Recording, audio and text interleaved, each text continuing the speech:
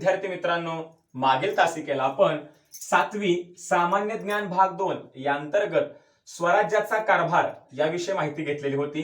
आजच्या तासिकेला आपण 7वी सामान्य ज्ञान भाग 2 अंतर्गत आपले संविधान, विद्यार्थी मित्रांनो आज शिकूया आपले संविधान याविषयी माहिती जाणून घेऊया।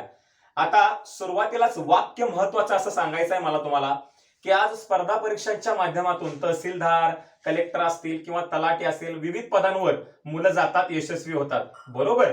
एक लक्षात घ्या, त्याच्यासाठी महत्त्वाची बाब म्हणजेच काय, आपलं संविधान याविषयीचे प्रश्न त्याच्यामध्ये विचारले जातात।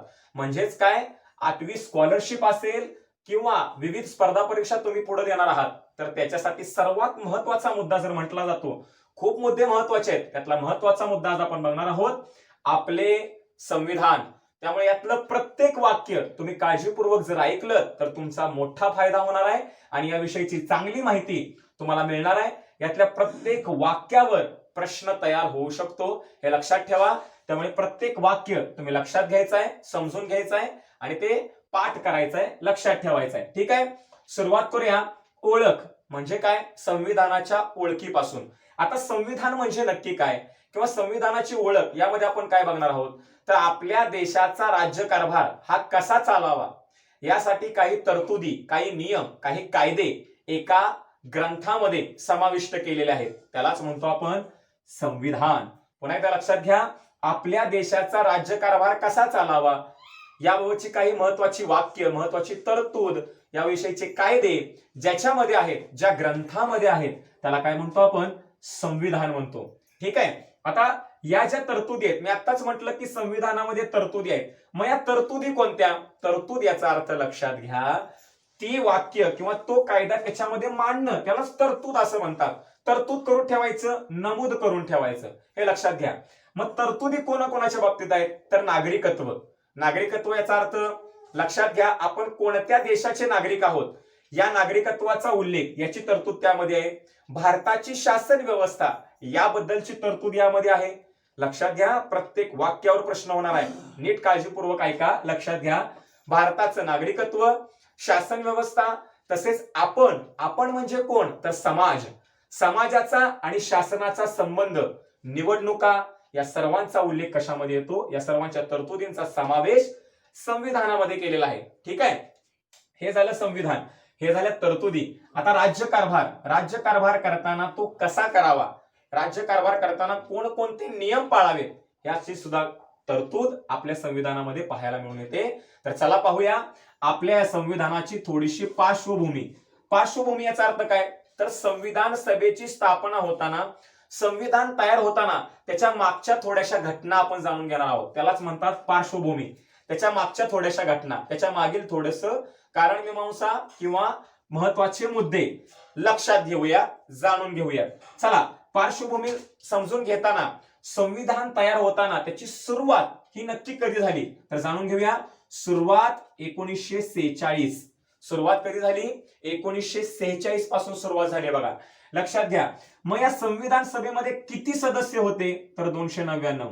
मी मागाशीच म्हटलं प्रत्येक वाक्यावर प्रश्न आहे, लक्षात घ्या। संविधानाची सुरुवात कधी झाली, 1946 पासून, लक्षात ठेवा। सदस्य किती, 299।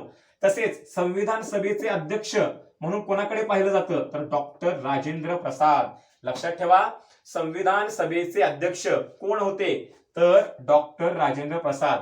व मसुदा समितीचे, लक्षात घ्या, मसुदा समितीची जबाबदारी कोणावर होती, तर डॉक्टर बाबासाहेब आंबेडकर, ज्यांना आपण संविधानाचे शिल्पकार मानतो, लक्षात ठेवा।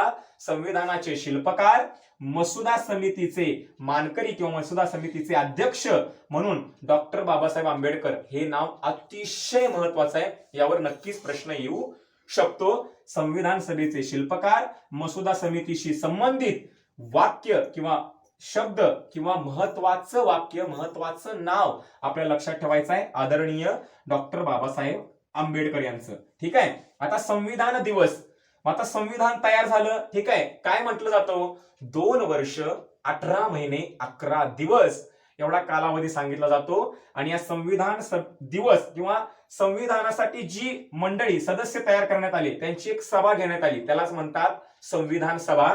आणि संविधान दिन किंवा संविधान दिवस कोणता साजरा केला जातो? 26 नोव्हेंबर. लक्षात ठेवा, 26 नोव्हेंबर हा दिवस संविधान दिवस म्हणून साजरा केला जातो. याचा स्वीकार कधी केला गेला? 1949 मध्ये. 26 नोव्हेंबर 1949 मध्ये संविधानाचा स्वीकार झालाय, स्वीकृत केले, स्वीकारलंय.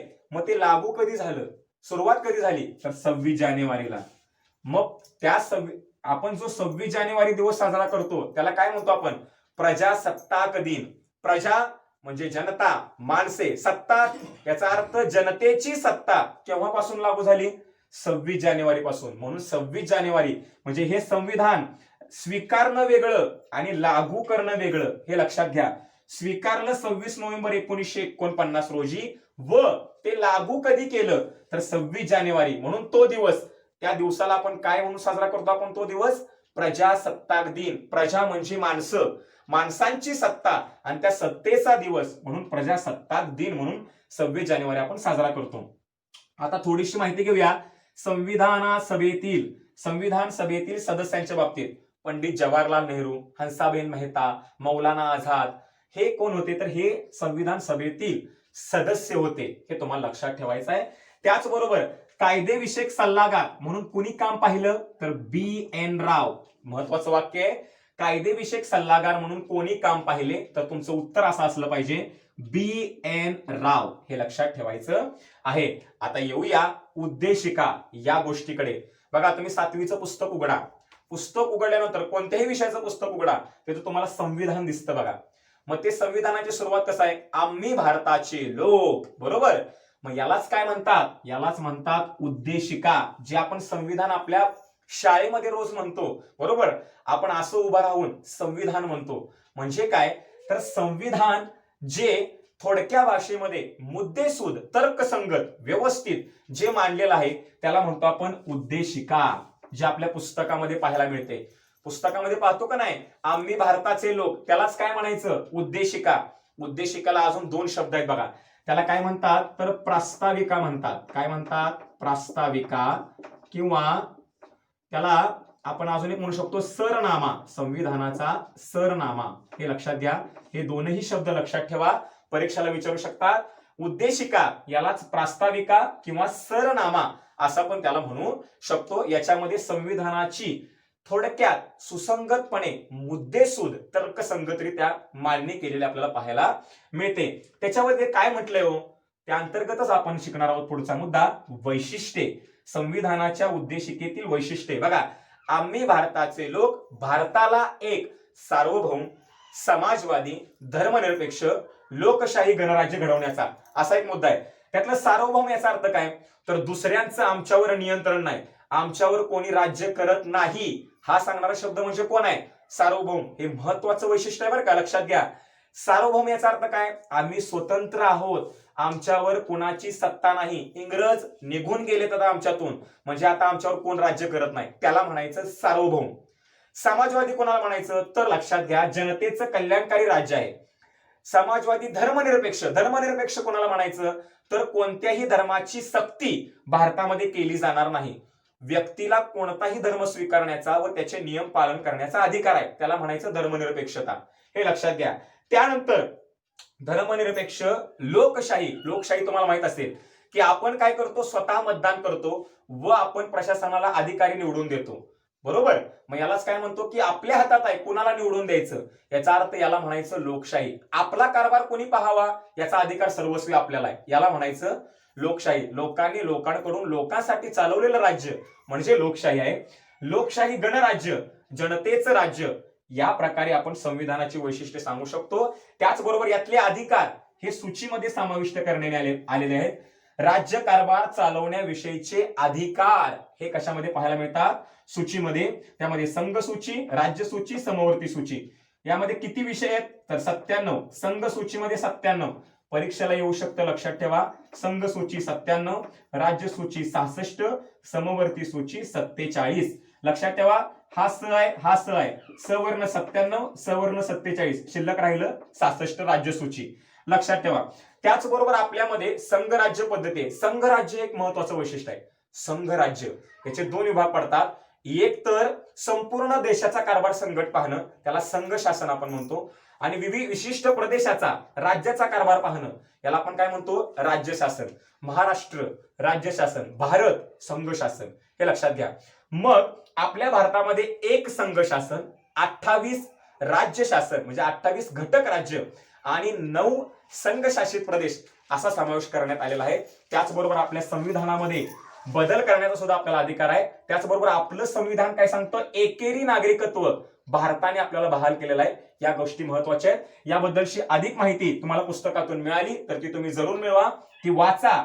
याविषयी अधिक माहिती मिळवा, ती वाचा, याचा अभ्यास करा, सराव करा. धन्यवाद.